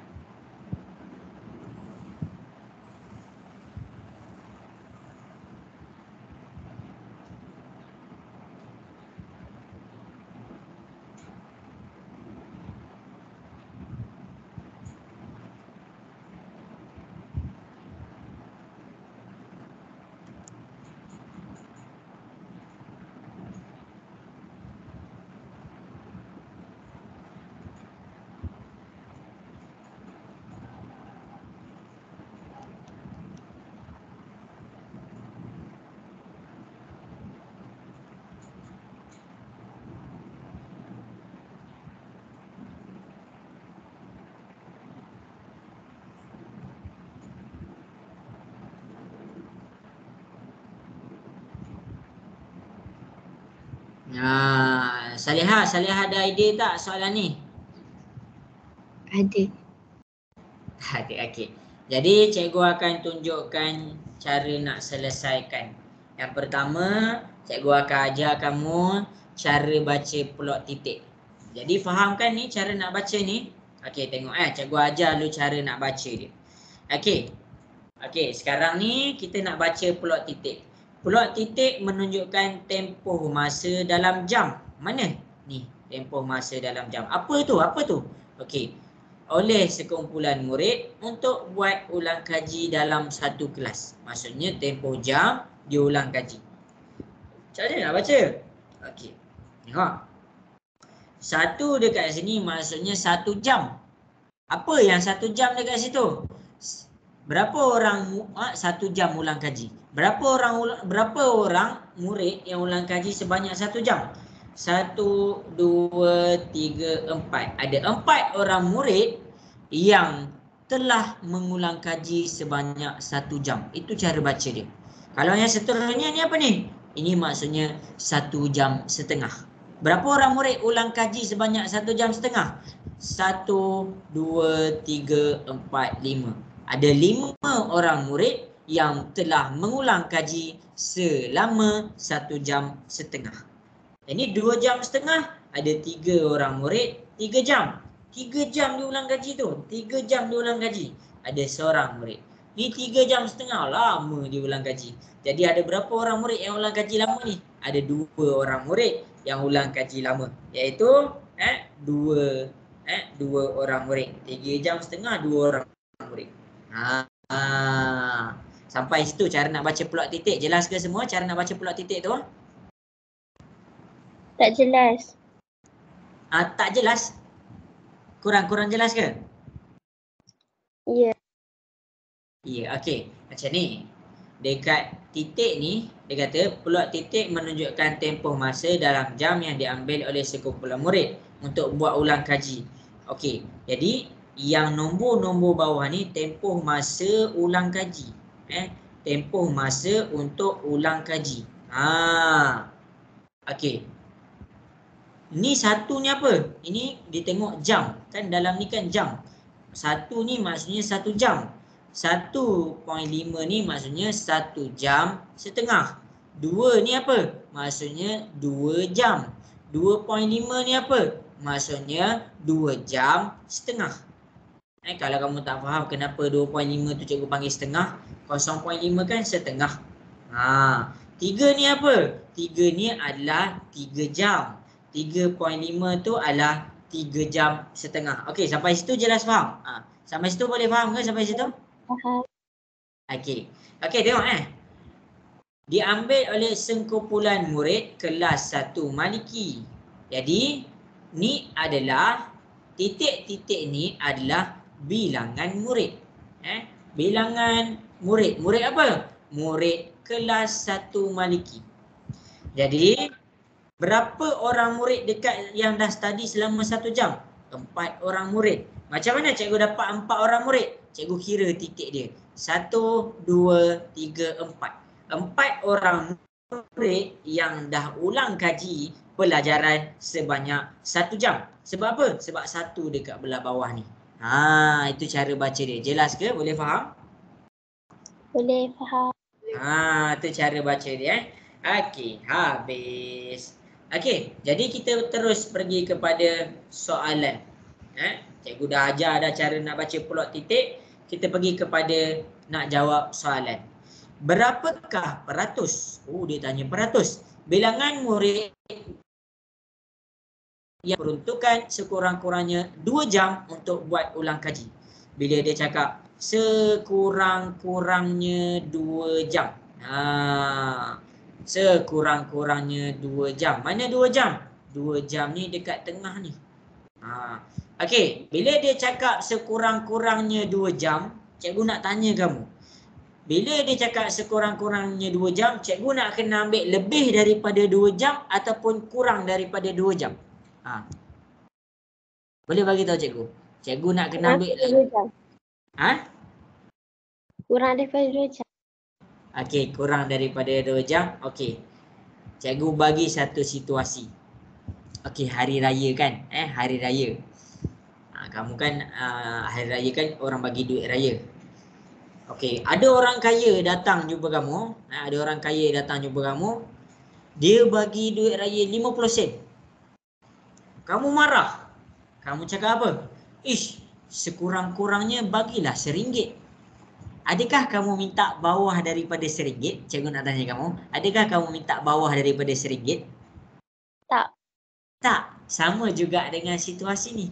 Sekurang-kurangnya 2 jam bermaksud atas daripada 2 jam. Kalau kamu cakap dekat orang kaya tu, sekurang-kurangnya bagilah saya RM1. Maksudnya kamu minta lebih daripada RM1 kalau boleh. Jelas ke kat situ semua? Boleh faham? Jelas, faham.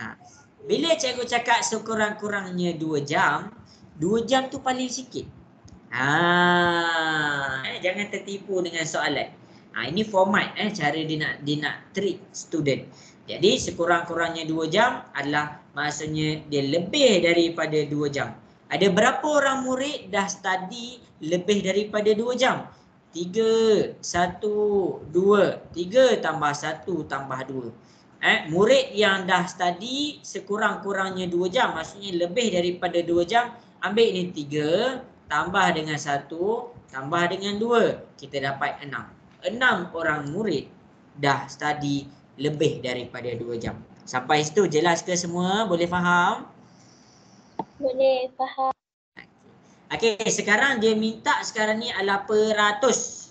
Bila dia minta peratus, kamu kena tahulah cara nak tukarkan kepada peratus.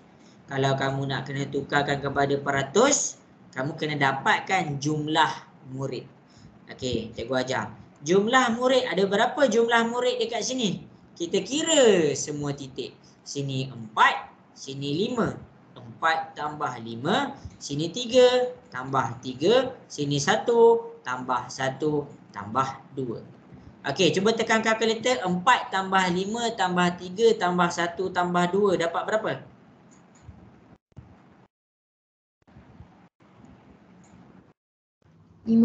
Dapat berapa? 15. Okey, macam mana nak jadikan dia peratus? 6/15 darab peratus. 100 darab 100. Ini dalam kurungan. Okey, cuba masing-masing tekan kalkulator. 6/15 dalam kurungan darab 100. Dapat berapa? 40. Ya, kita dapat 40%. Ini cara nak tukarkan kepada peratus. Jadi inilah jawapan dia, 40%. Ini soalan sederhana. Cuma boleh dapat 100. Apa? Macam mana boleh dapat 100? Sebab kita nak tukarkan kepada peratus. Bila kita nak tukarkan apa-apa nombor kepada peratus, kita kena darab 100. Jelas? Boleh faham?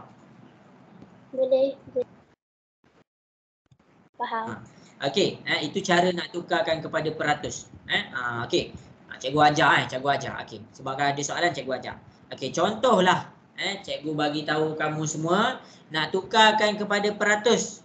Okey, kita ada satu situasi, ada 10 biji guli. 10 biji guli, 1, 2, 3, 4, 5, 6, 7, 8, 9, 10. Okey, yang ni cikgu tengah ajar apa? Cikgu ajar kamu cara nak tukarkan kepada peratus. Okey, yang pertama kamu kena dapatkan dia punya pecahan. Kamu kena dapatkan dia punya pecahan. Pecahan warna biru, ada berapa warna biru dekat sini? Ada 3. Ada berapa dia punya jumlah guli dekat sini? Kamu kira semua, kamu dapat 10. Okey, sampai situ jelas ke? Boleh faham sampai situ? Jelas, faham. Okey, kalau kamu nak tukarkan kepada peratus, ambil 3/10 darab 100. Kamu tekan kalkulator, kamu akan dapat 30%.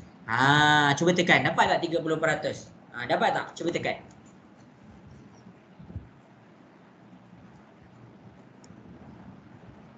Dapat ke?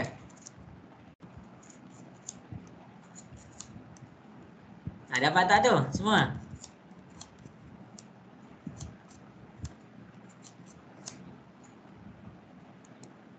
Dapat. 3 per... dapat? Dapat. Dapat, okey.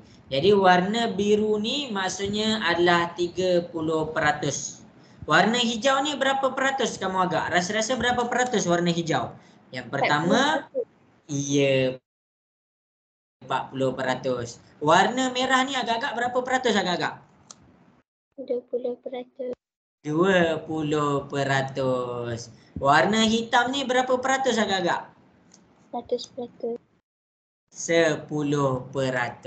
Cuba kamu tambahkan 30 tambah 40 tambah 20 tambah 10.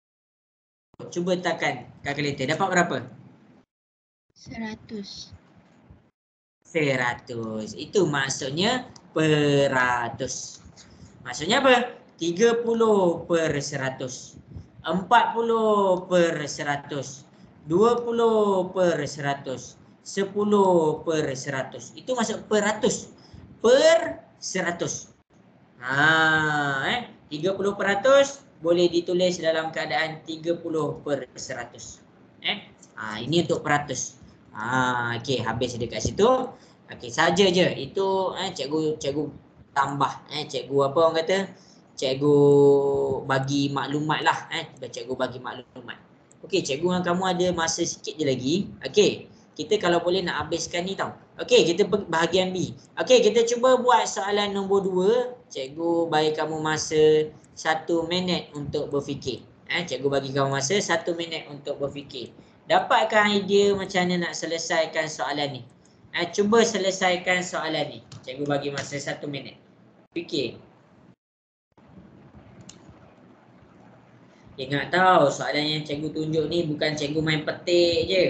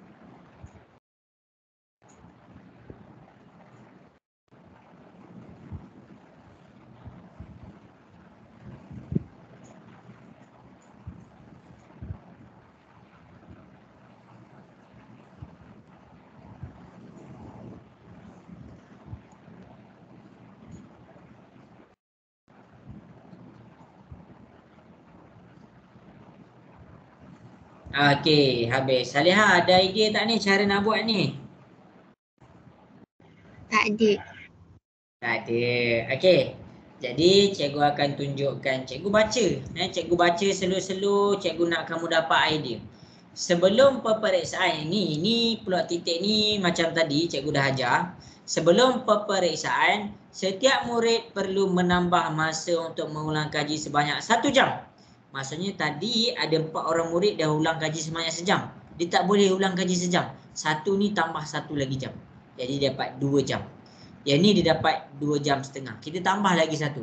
2 tambah 1. 2.5 tambah 1 kita dapat 3.5. 3 tambah 1 dapat 4.5. Ni dapat 4.5. Sampai situ jelas ke semua? Boleh faham? Boleh faham ke kenapa cikgu tambah 1 tu? Jelas ke? Kurang jelas.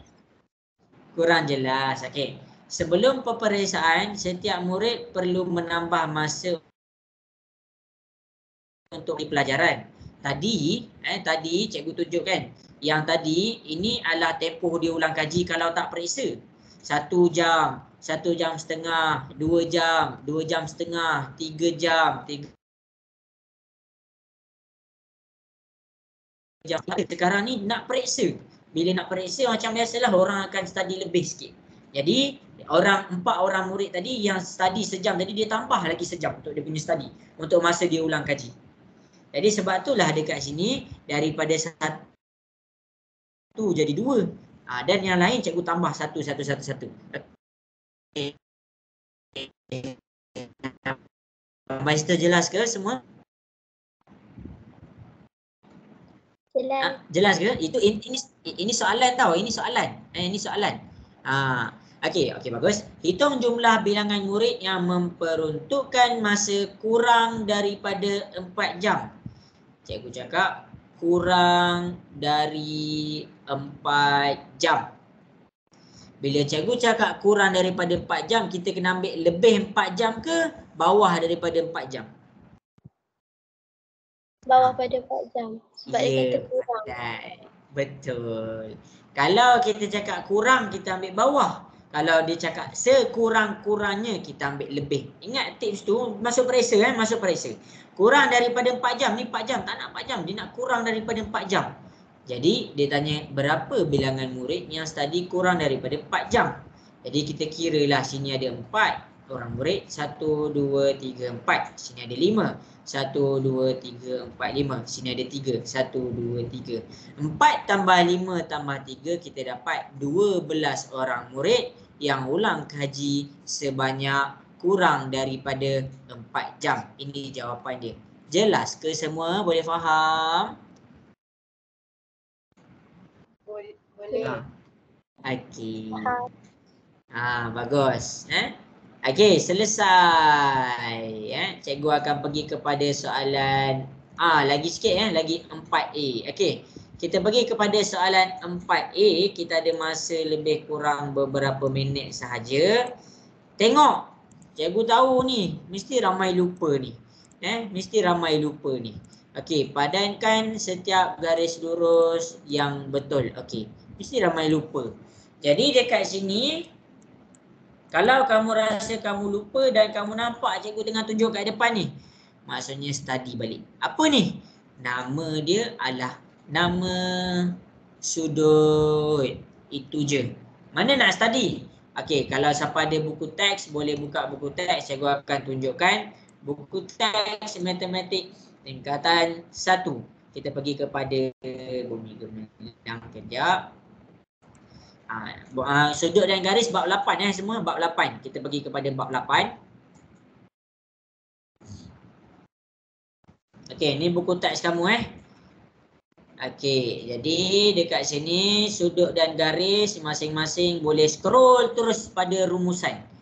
Boleh scroll terus pada rumusan. Okey, jadi kita pergi kepada rumusan bab. Kita pergi kepada rumusan bab. Ini nama-nama dia. Ni nama dia. Sudut pada garis lurus, sudut refleks, sudut putaran lengkap. Jadi masing-masing cikgu keluarkan 3 ni, cikgu bawa dia ke sini. Okey, masing-masing boleh tengok Siapa tahu dia dapat, siapa tak tahu dia tak dapat. Okey, tengok ni. Dia yang pertama ni X tambah 34 tambah 97. Mana X? Ini bahagian X. Ni 34. Oh, ni 34. Cikgu tambah 34. Cikgu tambah 97. Maksudnya kita punya garisan dia dalam bentuk macam ni.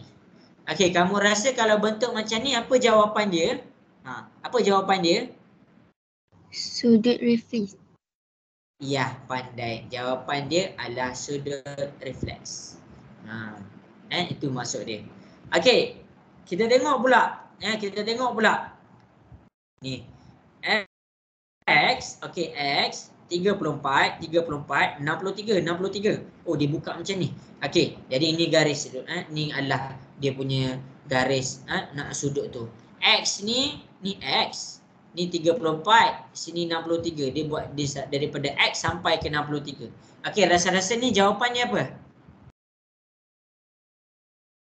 Mana X? Ni X. Ni X. Nampak X? Nampak. Okey, ini X, ini 34, ini 63. Dia membentuk satu sudut macam ni. Rasa-rasa jawapan ni yang mana? Garis lurus ke putaran lengkap? Garis lurus. Ya. Ini je 2%. Soalannya senang kan? Senang. Siapa tahu pasal ni dia dapatlah. Jadi yang hari ni cikgu tunjuk kat depan ni, kamu tahu tak pasal ni? Jadi tak tahu tengok kat depan cikgu dah tunjukkan. Jelas ke semua? Boleh faham? Jelas, faham. Okey. Ini adalah soalan A kita. Okey, kita pergi pula kepada soalan yang seterusnya. Okey, tengok B ni. Berdasarkan rajah di bawah, tentukan sama ada dua-dua ni garis lari ke tak. Macam nak tahu garis lari? Masih lagi di dalam tajuk sudut dan garisan. Masih lagi di dalam tajuk sudut dan garisan. Yang ni. Apa ni garis lari? Apa ni garis tak selari? Tengok ni cikgu ajar. Okey. Macam mana kita nak tahu dia dalam keadaan garis lari? Yang pertama, kamu kena pakai sudut selang-seli. Kamu kena pakai sudut selang. Cikgu akan buat soalan yang pertama, kamu akan buat soalan yang kedua. Okey, soalan yang pertama. Pakai sudut selang-seli. Mana sudut selang-seli? Ni R dengan S. Ini R, ini S. Maksudnya apa? R tu dengan S tu sudutnya sama. Okey, sama juga ada kat sini. Sini 135. Maksudnya sini pun 135. Sampai situ jelas ke cikgu pakai sudut selang-seli? Boleh faham semua sampai situ? Boleh. Boleh Okey. faham. Baik. Cikgu nak cek dia garis selari ke tak ni macam mana? Cikgu kena cek dia ni garis lurus ke tak? Ni dalam keadaan garis lurus ke tak? Jadi nak cek dia garis lurus, cikgu kena kira. Ambil 45 tambah dengan 135. Cuba masing-masing tekan kalkulator. 45 tambah 135 dapat berapa?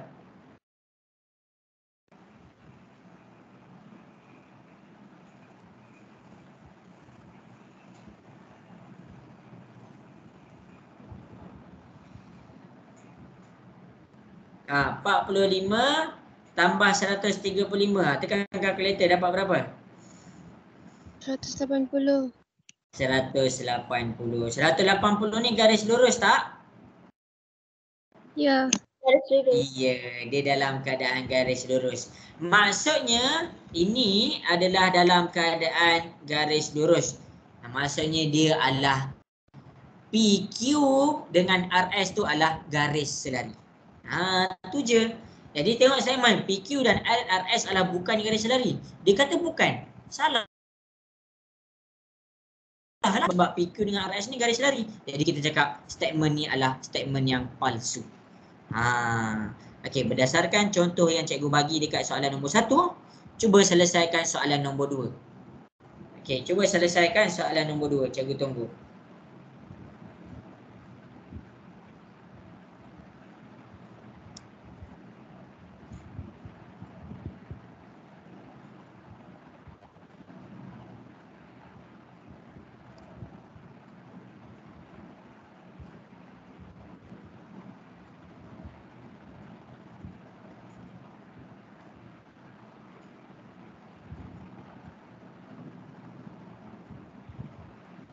Ya cikgu, kenapa palsu?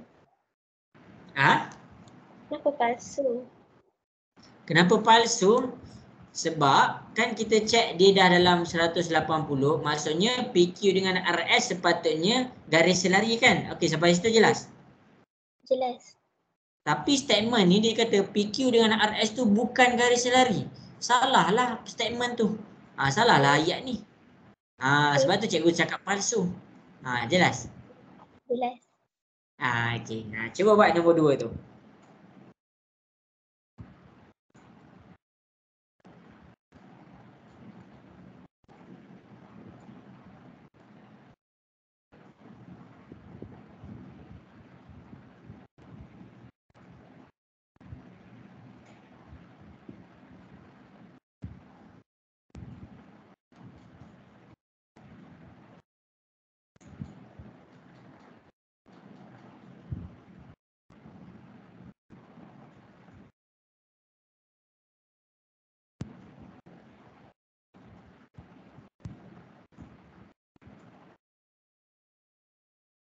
Okey, habis sudah masa yang diberikan. Okey, cikgu akan tunjukkan cara dia. Tengok balik dengan apa yang kamu dah buat. Mula-mula pakai sudut selang-seli. Mula-mula pakai sudut selang-seli.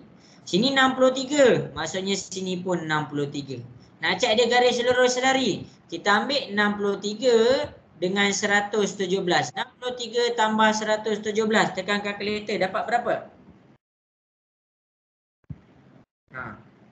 63 tambah 117, dapat berapa?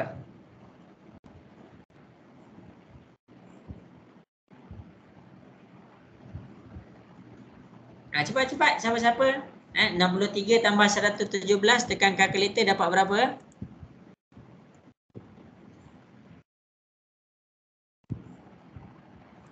RM180. Ya, 180. Jadi bila dia dalam keadaan garis lurus, maksudnya dia dalam keadaan. Jadi dia cakap KL dengan MN adalah garis lari. Maksudnya benar lah. Itu je cara nak cek dia. Itu sahaja cara nak periksa sama ada dua-dua tu garis lari ke tak. Jelas ke sampai sini? Boleh faham? Boleh. Okey. Habis, kita akan pergi kepada soalan 5. Ni soalan 5 ni soalan yang senang je. Okey, kita pergi laju sikit. Okey. Soalan 5 ni sepatutnya kamu boleh jawab. Sepatutnya kamu kena boleh jawab lah. Ni soalan yang senang. Okey, cikgu nak tanya kamu semua. Mana daripada sudut A, B, C, D ni yang membentuk sama dengan 180 darjah? Mana? Cuba kamu jawab. Bagi tahu cikgu. Bagi tahu cikgu, mana antara sudut A, B, C, D ni yang membentuk 180 darjah? B, C, D. A tambah B. Ya, A tambah B. Kenapa A tambah B tu membentuk 180 darjah? Sebab dia dalam keadaan garis lurus. Garis lurus sama dengan 180 darjah. Pandai. Okey. Jadi kita tengok markah. Oh, markah dia ada 2 markah. Maksudnya dia ada 2 jawapan. Mana lagi satu yang membentuk 180 darjah? BCD. Ya. B, C, D sudut belah dalam untuk segitiga, dia akan membentuk 180 darjah. Jadi daripada sini sahaja kamu dah dapat 2%. Jadi jangan tinggal benda-benda macam ni. Kita dah tahu dah, kita dah selalu buat, kita dah selalu kira dah. Okey, habis dekat situ kita pergi kepada soalan yang terakhir untuk hari ni. Kita pergi kepada soalan yang terakhir untuk hari ni, iaitu soalan B. Okey. Epsilon, simbol epsilon. Cikgu pernah ajar ni epsilon. Epsilon ni apa? Epsilon ni kalau contohlah epsilon ni adalah dia termasuk dalam kumpulan tu. Termasuk. Contoh cikgu cakap kumpulan dia adalah gandaan 3. Cikgu nak tanya, 6 ni gandaan 3 ke tak? 6 ni gandaan 3 ke tak? Ya. Ya. Ya, jadi bila 6 tu gandaan 3, maksudnya 6 tu termasuk dalam kumpulan S. Jadi kita letak kat sini. Kalau dia tak termasuk, maksudnya kita buat simbol macam ni. 8 ni gandaan 3 ke tak? Tak. Tak. Tak, jadi kita ini je kita dah dapat 2%. Jadi tak ada kira-kira pun. Habis. Okey, sampai sini jelas ke semua? Cikgu ada masa 5 minit lagi. Jelas ke? Boleh faham? Boleh. Boleh jelas. Okey, cikgu nak bagi tahu kamu. Okey, bagus. Cikgu nak bagi tahu kamu satu rahsia. Okey, bahagian A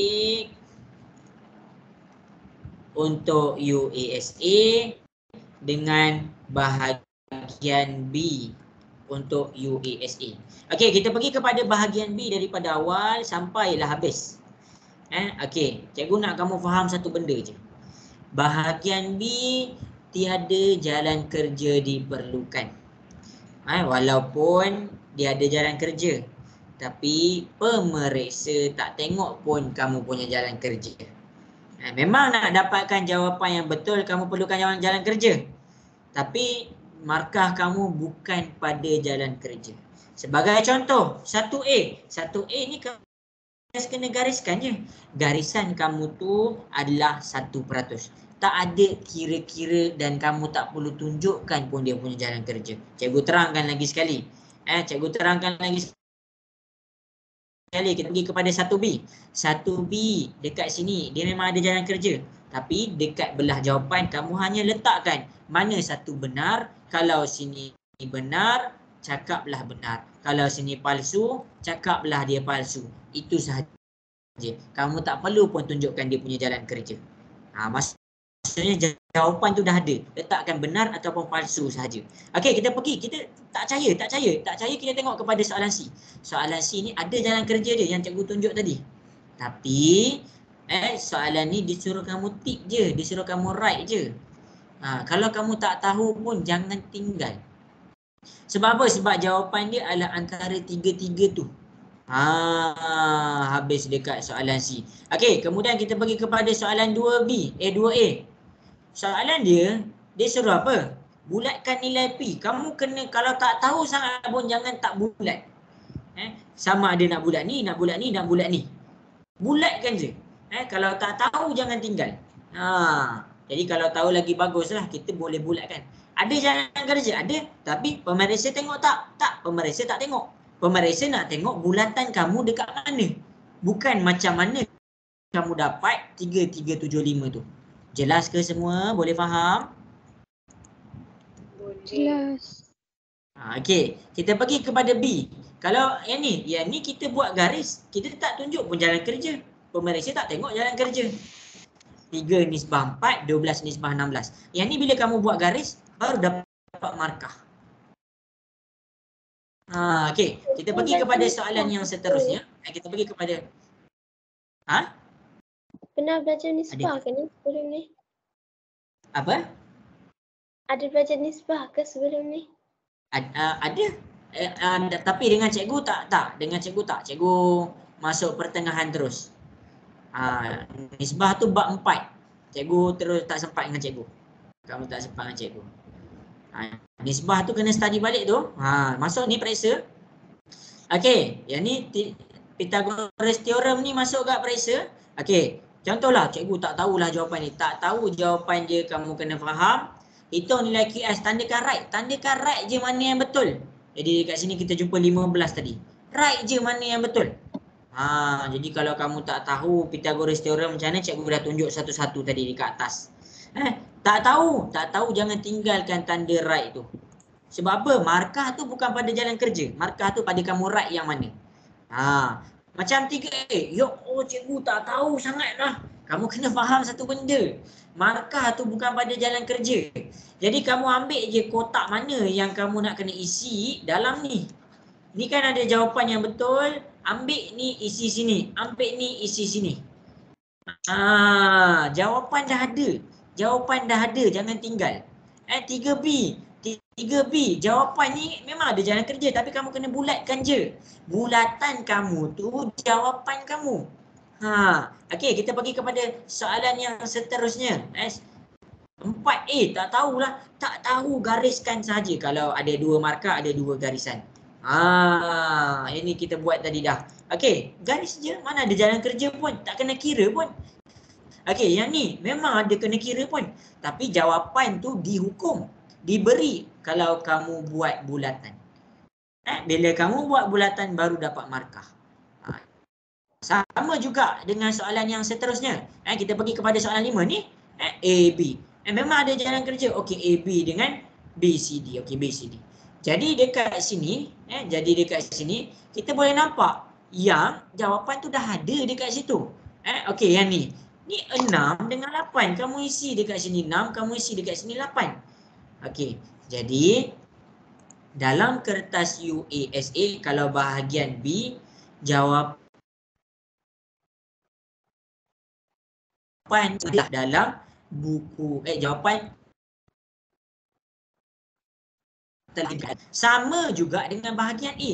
Bahagian A, ABCD. Jadi antara ABCD mana jawapan? Maksudnya dah ada juga jawapan dekat kamu punya buku, dekat kamu punya kertas tu. Jadi A ni 20%, B ni 20%. Jadi bila kamu masa dapat kertas periksa tu, sebenarnya berapa peratus markah yang dah ada jawapan dalam kertas kamu? Dah ada 40% markah yang ada dalam kamu punya kertas. Dah ada 40% ni, jawapan tu dah ada dah dalam kertas kamu. Ya, ada nak tanya? Okey, jadi yang kamu kena buat, kamu kena pilih jawapan yang betul. Jadi jangan rugi, sebab tu bila orang cakap UASA ni susah, UASA ni susah, cuma kamu tak tahu format je, tak tahu format je.